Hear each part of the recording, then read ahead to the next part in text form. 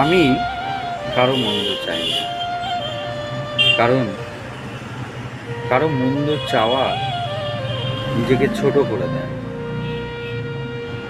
কেউ দুঃখ দিলে আমি দুঃখ ফিরিয়ে দিই না, কারণ কষ্ট ছড়িয়ে দিলে কষ্টই বাড়ে।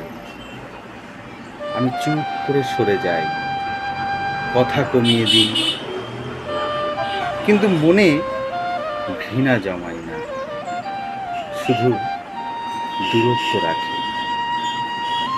সব কিছুর উত্তর দিতে হয় না, কিছু নীরবতাই সবচেয়ে বড় জবাব হয়ে দাঁড়ায়।